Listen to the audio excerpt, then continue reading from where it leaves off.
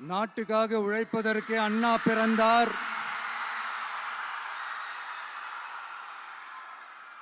பொது நலத்தில் தானே நாள் முழுக்க கண்ணா இருந்தார் அப்படின்ட்டு எம்ஜிஆர் அவர்கள் ஒரு பாட்டு ஒன்று பாடியிருக்கிறாங்க, கேட்டிருப்பீங்க. அப்படிப்பட்ட நம்ம காஞ்சி தலைவர் அறிஞர் அண்ணா அவர்கள் பிறந்த மாவட்டம் தான் இந்த காஞ்சிபுரம் மாவட்டம்.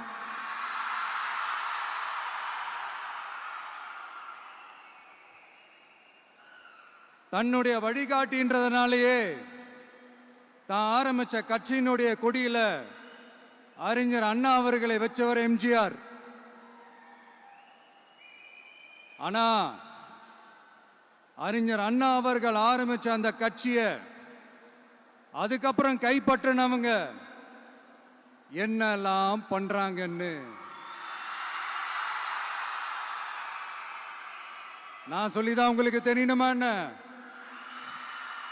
மக்களே, உங்களுக்கு தான் அது நல்லா தெரியுமே.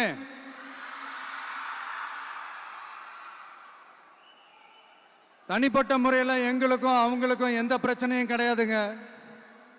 எந்த வாய்க்கா வரப்பு தகராறுலாம் எதுவுமே கிடையாதுங்க. அப்படியே இருந்தாலும் அது நம்ம கண்டுக்கவே போறது இல்லைங்க. தனிப்பட்ட முறையில் அவங்களுக்கு வேணா நம்ம மேல வன்மத்தோட இருக்கலாங்க. ஆனா நாமெல்லாம் அப்படி கிடையவே கிடையாதுங்க.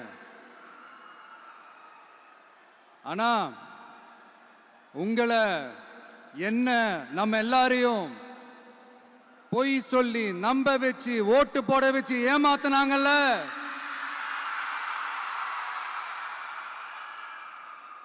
அப்படி ஏமாத்தி ஆட்சிக்கு வந்து நல்லது செய்யற மாதிரி நடிக்கிறாங்கல்ல, நாடகம் ஆடுறாங்கல்ல, அவங்கள எப்படி நம்ம கேள்வி கேட்காம இருக்க முடியும்?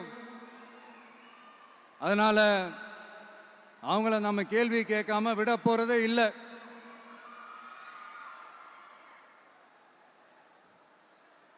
இதை ஏன் நான் காஞ்சிபுரம் மாவட்டத்தில் இருந்து நான் சொல்றேன்னா, தெரிஞ்சோ தெரியாமலோ இந்த மாவட்டத்துக்கும் நமக்கும் ஆட்டோமேட்டிக்காவே ஒரு கனெக்ஷன் ஒன்று ஏற்படுதுங்க.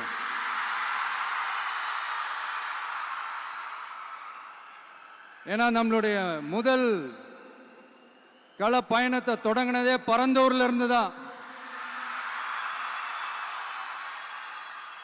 பரந்தூருக்கு போய் அந்த மண்ணில் நின்று அந்த மக்களுக்காக கேள்வி கேட்டதும் இதே அண்ணா அவர்கள் பிறந்த காஞ்சிபுரம் மாவட்டம் தான். இன்னைக்கு ஒரு பெரிய மனவேதனைக்கு அப்புறம் இந்த மக்கள் சந்திப்பு நிகழ்ச்சிக்கு வந்திருக்கிறதும் அதே அண்ணா அவர்கள் பிறந்த காஞ்சிபுரம் மாவட்டம் தான்.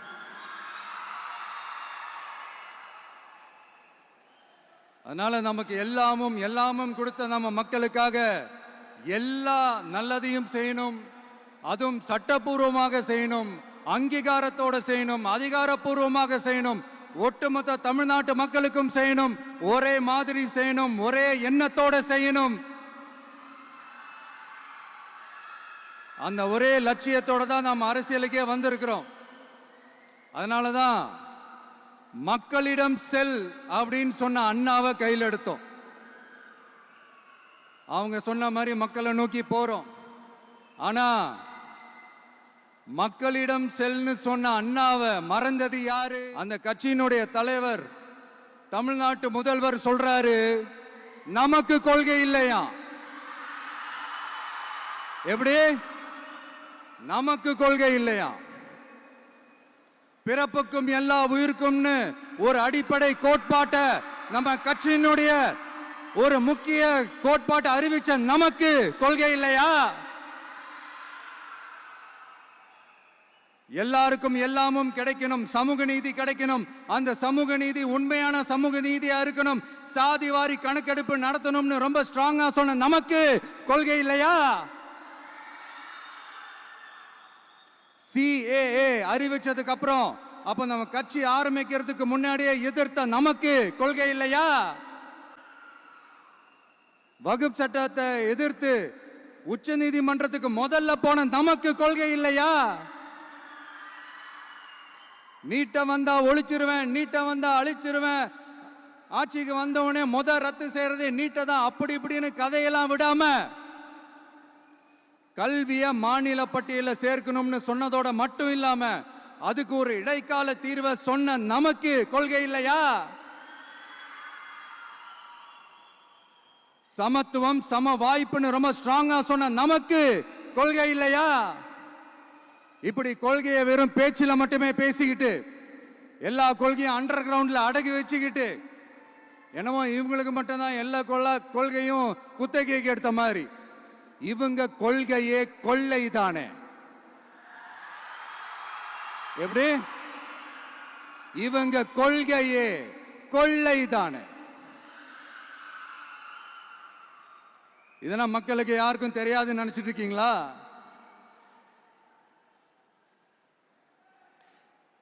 எங்க கட்சி ஒன்றும் சங்கரமணம் இல்லைன்னு சொன்னது யாரு? யார் சொன்னாங்க? ஏன் சொன்னாங்க? எதுக்கு சொன்னாங்க?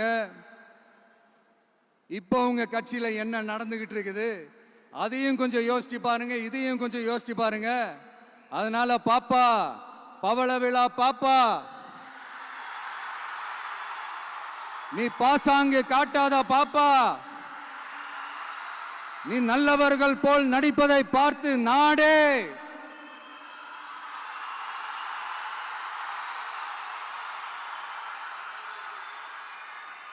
பாப்பான்னு சொன்னோம். அப்ப கூட பாத்தீங்கன்னா பாப்பான்றது ரொம்ப ஆசையா பாசமா சாஃப்டா தான் சொன்னோம். அதையே நீங்க அதிர்ச்சியா எடுத்துக்கிட்டீங்கன்னா அதுக்கு நாங்க என்ன பண்றது? அதே நீங்க விமர்சனம்னு சொன்னீங்கன்னா நாங்க என்ன பண்றது? இன்னும் நாங்க விமர்சனம் செய்ய ஸ்டார்ட் பண்ணவே இல்லையே, இன்னும் நாங்க அடிக்க ஸ்டார்ட் பண்ணவே இல்லையே, அதுக்குள்ள அலர்னா எப்படி?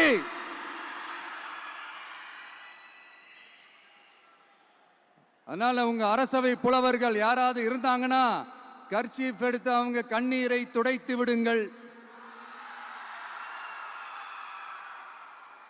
சரி, அது அவங்க பிரச்சனை, அவங்க பார்த்துக்கிட்டோம். நமக்கு எப்பவுமே மக்கள் தாங்க. மக்களுடைய பிரச்சனை பத்தி பேசுறது தான். இன்னைக்கு நம்ம காஞ்சிபுரம் மாவட்டத்துக்கு வந்திருக்கிறோம். இங்க மக்கள் ஃபேஸ் பண்ற அந்த பிரச்சனையை பத்தி நம்ம பேசி ஆகணும்.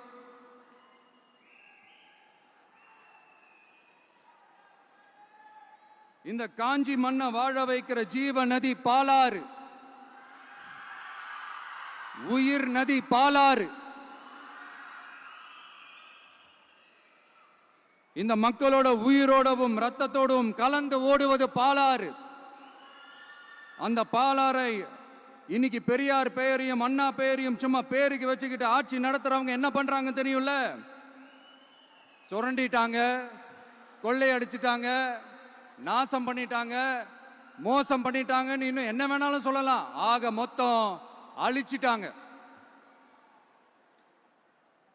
இதை நான் ஏதோ போற போக்கில் ஏதோ அடிச்சு விடலங்க, ஆதாரத்தோட தான் சொல்றேன்.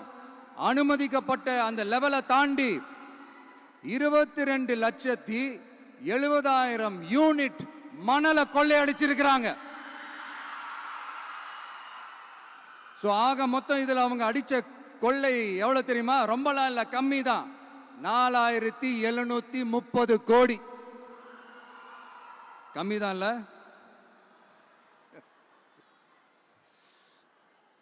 இதுக்கெல்லாம் அவங்க ஆதாரம்லாம் கேட்க முடியாது. ஏன்னா இந்த ஆதாரம்லாம் ஆல்ரெடி கோர்ட்ல இருக்குது, அமலாக்கத்துறை டிபார்ட்மெண்ட்ல இருக்குது. அந்த டிபார்ட்மெண்ட்ல வேலை செஞ்ச சில நல்லவர்கள் அவங்க அடிச்ச அந்த கொள்ளையெல்லாம் தாங்க முடியாம வெளியில சொன்ன அந்த ஆதாரங்கள் இதெல்லாம் சம்பந்தப்பட்டவங்களுக்கு இன்னும் நல்லாவே தெரியும். அதனால இது சம்பந்தமா ஆதாரங்களை கொடுலாம் அவங்க கேட்க முடியாது.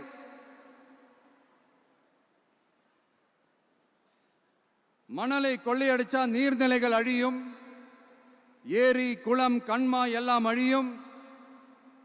இதெல்லாம் அழிஞ்சா விவசாயம் அழியும், விவசாயம் அழிஞ்சு போனா விவசாயிகள் அழிஞ்சிருவாங்க.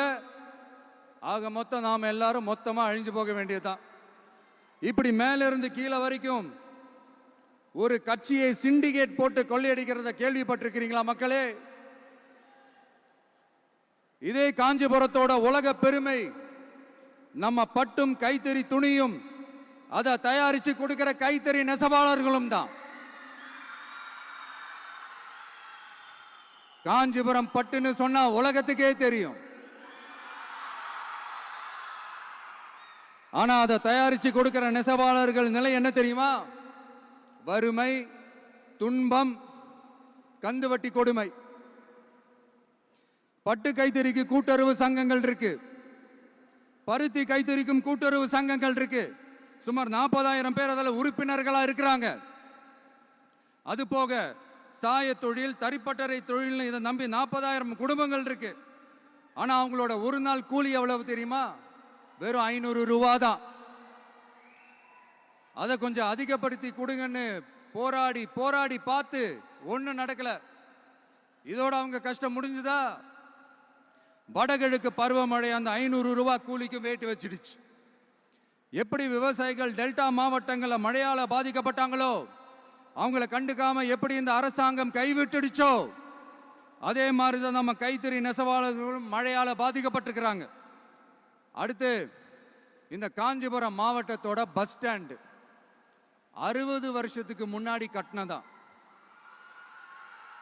அண்ணா அவர்கள் ஆட்சிக்கு வந்தப்போ கட்டியிருப்பாங்க போல. அது இன்னும் புதுப்பிக்க கூட முடியாம கேட்டா என்ன சொல்லுவாங்க? அந்த லேண்ட் வந்து கேஸ்ல இருக்குது. இல்ல நான் கேட்கிறேன்,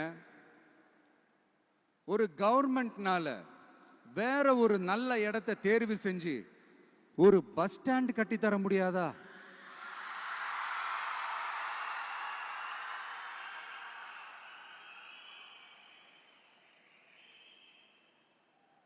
பிரச்சனை என்ன தெரியுமாங்க? அவங்களுக்கு மக்களை பத்தி யோசிக்கிறதுக்கே நேரம் இல்லை. அதுதான் பிரச்சனை.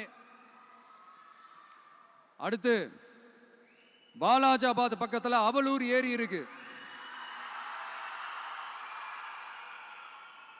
அது பாலாற்றை விட உயரமா இருக்கு. அதனால என்ன ஆகுதுன்னா, ஆத்து தண்ணி ஏரிக்கு போக முடியாம போயிடுது. அதை சரி பண்ணி அந்த இடத்துல ஒரு தடுப்பணையை கட்டினா ஏரி நிறைய தண்ணி நிற்கும். அப்படி நின்னா அவலூர் மட்டும் இல்ல, ஆசூர் உட்பட இன்னும் எத்தனை கிராமங்கள், எத்தனை ஆயிரம் ஏக்கர் விவசாயம் நல்லா நடக்கும். இதுக்கு இன்னும் எத்தனை வருஷம் மக்கள் கோரிக்கை கொடுக்கணும், மக்கள் போராடணும். இந்த பிரச்சனையெல்லாம் இருக்கிற அதே காஞ்சிபுரம் மாவட்டத்தில் தான் பரந்தூர் ஏர்போர்ட் கட்டுற பிரச்சனையும் இருக்குது. அந்த பிரச்சனையில கண்டிப்பா நாங்க விவசாயிகள் பக்கம் தான் நிற்போம். அதுல எந்த மாற்று கருத்துமே கிடையாது. இந்த கவர்மெண்ட் பரந்தூர் விவகாரத்தில் எங்களுக்கோ இல்ல விவசாயிகளுக்கோ எந்த விதமான காரணங்கள் சொல்லி எஸ்கேப் ஆகவே முடியாது. இப்படி மக்களுக்காக மக்களோட பிரச்சனைகளை எடுத்து பேசுறதுனால இப்போ ஆட்சியில் இருக்கிறவங்களுக்கு நம்ம மேல ஒரு ஆத்திரம் வரத்தானே செய்யும். அதனாலதான் நீங்க பாத்தீங்கன்னா சட்டசபையில் ஆரம்பிச்சு ஒரு சாதாரண நிகழ்ச்சி வரைக்கும் எல்லா மேடையிலையும் மேடைக்கு மேடை டிவிக்கே தான். டிவிக்கே அவதூறு, அவதூறு டிவிக்கே, டிவிக்கே அவதூறு, அவதூறு டிவிக்கே. இதுக்கெல்லாம் கண்டிப்பா நாங்க பதில் சொல்லுவோம், சொல்லாமலாம் இருக்க மாட்டோம். இப்ப கூட கரூரை பத்தி பேசுவேன்னு எதிர்பார்த்திருப்பாங்க. அதை நான் கொஞ்சம் அப்புறமா பேசுறேன். பட் இப்போ நம்மளுடைய விஷன் என்னன்னு சொல்லணும்னு நான் கொஞ்சம் ஆசைப்படுறேன். நம்ம ஆட்சிக்கு வந்தா அது என்ன வந்தா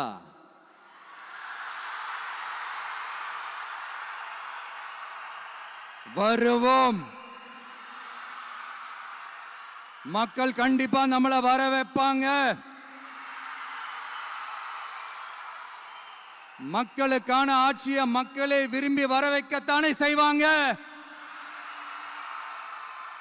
அப்படி மக்களால் அமைக்கப்பட போற நம்ம ஆட்சியில நம்ம என்ன செய்ய போறோம்ன்றது அதுக்கான அந்த தேர்தல் அறிக்கையில் அதுக்கான விளக்கத்தை டெஃபினட்டா கொடுப்போம். பட் அதுக்கு முன்னாடி ஒரு சின்னதா லைட்டா நான் கொஞ்சம் அதை சொல்லணும்னு ஆசைப்படுறேன். எல்லாருக்கும் நிரந்தரமான வீடு இருக்கணும்.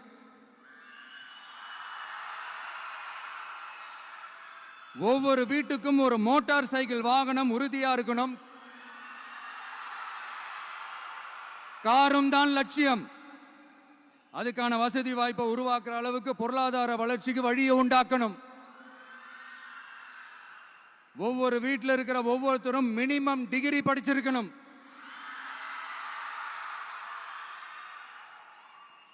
ஒவ்வொரு வீட்லயும் குறைந்தபட்சம் ஒருத்தருக்கு நிரந்தர வருமானம் கிடைக்கணும். அதுக்கான வேலை வாய்ப்பை உருவாக்கணும். அதுக்கு தகுந்த மாதிரி கல்வியில பாடத்திட்டத்தில் சீர்திருத்தம் செய்யணும். கவர்மெண்ட் ஹாஸ்பிட்டல்ஸுக்கு மக்கள் எல்லாரும் பயம் இல்லாம நம்பி போற மாதிரி மாத்தணும். பருவமழை காலத்தில் ஏற்படுற வெள்ளத்தால ஊரும் சரி மக்களும் சரி விவசாயமும் சரி பாதிக்கப்படாம இருக்கணும். அதுக்கு 4000 கோடி திட்டம்னு ஒரு உருட்டுனாங்களே, அந்த மாதிரி எல்லாம் எதுவும் இல்லாம உண்மையான ஒரு பாதுகாப்பு திட்டத்தை உருவாக்கணும். மீனவர்களோட, தொழிலாளர்களோட, நெசவாளர்களோட, அரசு ஊழியர்கள் மற்றும் ஆசிரியர்களோட கருத்து கேட்டு அவங்களுக்கான பாதுகாப்பு மற்றும் வளர்ச்சி திட்டங்களை உருவாக்கணும். உருவாக்குறது மட்டும் இல்லை, அதை செயல்படுத்தணும். முக்கியமா இண்டஸ்ட்ரியல் டெவலப்மெண்ட்ஸ்ல கான்சென்ட்ரேட் பண்ணணும். எல்லாத்தையும் விட ரொம்ப ரொம்ப முக்கியம், சட்டம் ஒழுங்க ரொம்ப ஸ்ட்ரிக்டா வச்சிருக்கணும். நம்மளுடைய அம்மா, அக்கா, தங்கச்சிகள், அவங்களுடைய பிள்ளைகள், குழந்தைகள் எல்லாருக்கும் பாதுகாப்பை, அதுவும் உண்மையான ஸ்ட்ராங்கான பவர்ஃபுல்லான பாதுகாப்பை உண்டாக்கணும். அண்ணா யூனிவர்சிட்டியில நடந்த அந்த பெண்ணுக்கு நடந்த அந்த பிரச்சனை மாதிரியோ, இல்ல கோவையில் நடந்த அந்த கல்லூரி பெண்ணுக்கு நடந்த பிரச்சனை மாதிரியோ அதெல்லாம் நடக்க விடவே கூடாது. நம்ம வீட்டு பெண்கள் ஸ்ட்ராங்கா, பயமே இல்லாம தைரியமா இருக்கணும்.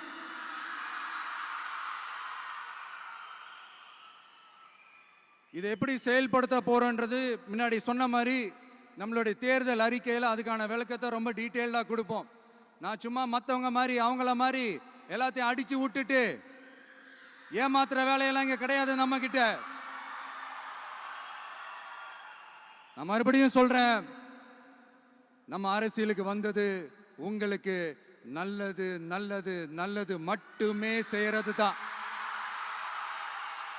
எங்களுக்கு வேற எந்த அஜெண்டாவும் கிடையாது. அதனாலதான் பாத்தீங்கன்னா கொள்கை எதிரி யாரு, அரசியல் எதிரி யாருன்னு திட்டவட்டமா சொல்லிட்டு அது வெளியே சொல்லிட்டு களத்துக்கு வந்திருக்கிறோம். அதுல எந்த விதமான குழப்பமோ எந்த விதமான ஊசலாட்டமோ எதுவுமே இருக்க போறதில்ல. இந்த விஜய் சும்மா எதையும் சொல்ல மாட்டான். ஒன்னு சொன்னா அதை செய்யாம விட மாட்டான். அது மக்களுக்கு நல்லாவே தெரியும். அப்புறம் ஒரு அதிசயம் சொல்ல முடியாது, இது ஒரு கண்டுபிடிக்க முடியாத ஒரு உண்மைன்னு சொல்லலாம். அது என்னப்பா, அது தற்குறியா?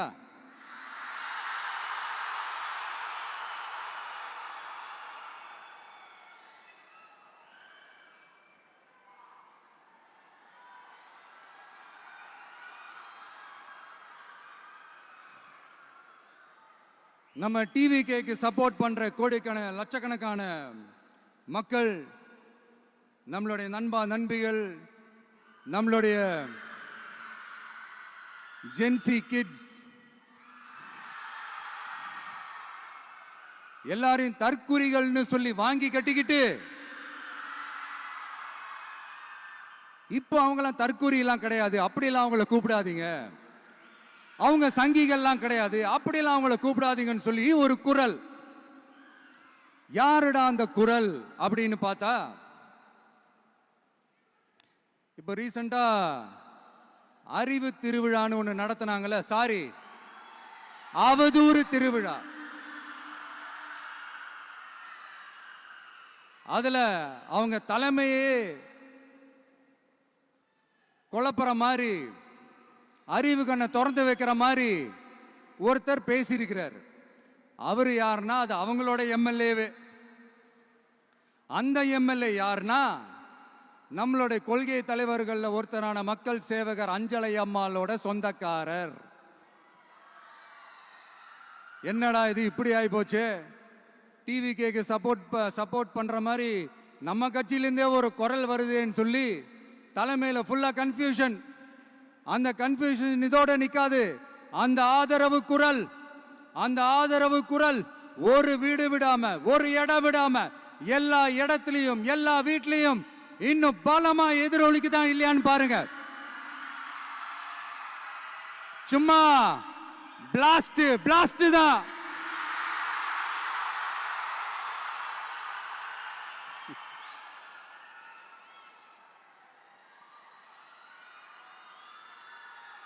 இது இன்னைக்கு நேத்தெல்லாம் நடக்கலங்க. 1972லயே நடந்து முடிஞ்சிருச்சு. எப்போ எம்ஜிஆர் அவர்கள் கட்சி ஆரம்பிச்சாங்களோ அப்பவே அது ஒரு கூத்தாடி கட்சி. எப்போ எம்ஜிஆர் அவர்களுக்கு பின்னாடி அத்தனை மக்கள் திரண்டு நின்னாங்களோ அப்பவே அது ஒரு கூத்தாடி கும்பல். நடிகர் கட்சி நடிகர் கட்சி நடிகர் கட்சின்னு சொன்ன ஒருத்தர் அதுக்கப்புறம் எம்ஜிஆர் கூடயே போய் சேர்ந்துட்டாரு. இன்னொருத்தர் இவரெல்லாம் ஒரு ரவுண்டு தாங்க வருவாரு, ரெண்டாவது ரவுண்ட்லாம் காணாம போயிடுவார்னு சொல்ல இன்னொருத்தர் அதுக்கப்புறம் போய் எம்ஜிஆர் கிட்டே போய் சேர்ந்துட்டார். ஸோ இந்த மாதிரி இவங்க ரெண்டு பேர் மட்டும் இல்ல, ஒட்டுமொத்த தமிழ்நாட்டு மக்களும் எம்ஜிஆர் அவர்கள் கூட தானே போய் சேர்ந்தாங்க.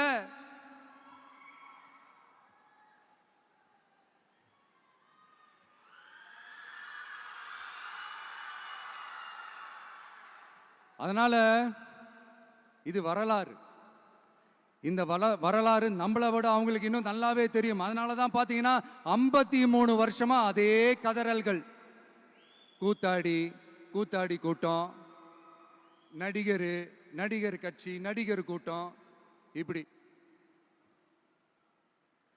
மர்மயோகின்ற ஒரு படத்துல அவருடைய கேரக்டர் பேர் கரிகாலன். அதுல ஒரு சூப்பர் டயலாக் ஒன்று சொல்லியிருப்பாரு. குறி வைத்தால் தவற மாட்டேன், தவறுமானால் குறியே வைக்க மாட்டேன்.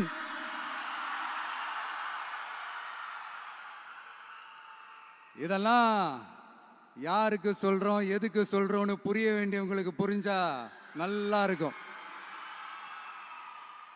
ஏண்டா இந்த விஜய தொட்டோம்,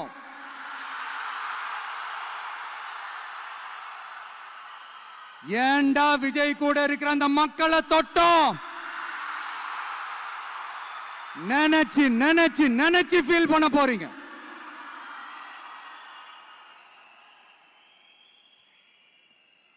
அப்புறம் நமக்கு இந்த அரசியல் புரிதல்லாம் இல்ல, அது இல்ல இது இல்ல.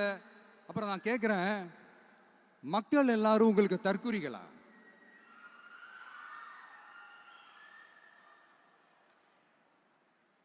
அதே மக்களோட ஓட்டு வாங்க போற நாம தற்குறிகள்னா அப்ப இவ்வளவு நாள் அதே மக்கள் கிட்ட இருந்தானே நீங்க ஓட்டு வாங்கிட்டு இருந்தீங்க. அப்ப நீங்க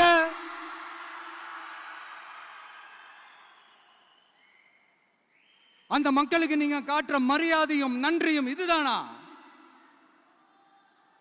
ஒண்ணு மட்டும் சொல்றேன், எழுதி வச்சுக்கோங்க. இந்த தற்குறின்னு சொல்றீங்கல்ல, இந்த தற்குறிகள்லாம் ஒன்னா சேர்ந்துதான் வாழ்நாள் பூரா விடையை கண்டுபிடிக்காத முடியாத அளவுக்கு உங்க அரசியலே ஒரு கேள்விக்குறியாக்க போறாங்க.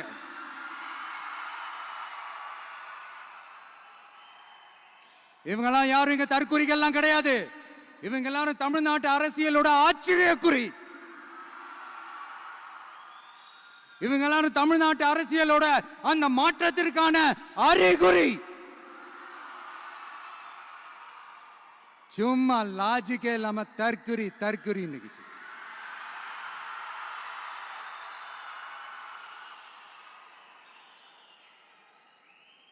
நண்பா, நண்பி,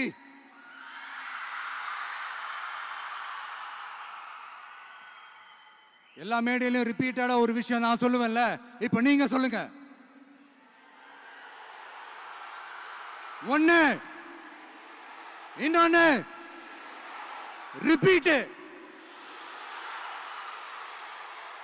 ஒண்ணு, இன்னொன்னு. இந்த போட்டி எப்படி இருக்க போகுதுன்னா, மக்களோட மக்களா நிக்கிற நமக்காக மக்களே டிசைட் பண்ணி போறாங்க. My dear sir, my dear uncle,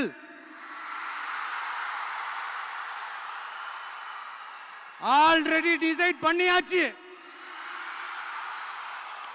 கான்பிடென்டா இருக்க மக்களே, நல்லதே நடக்கும், வெற்றி நிச்சயம். மீண்டும் சந்திக்கும் வரை நன்றி, வணக்கம்.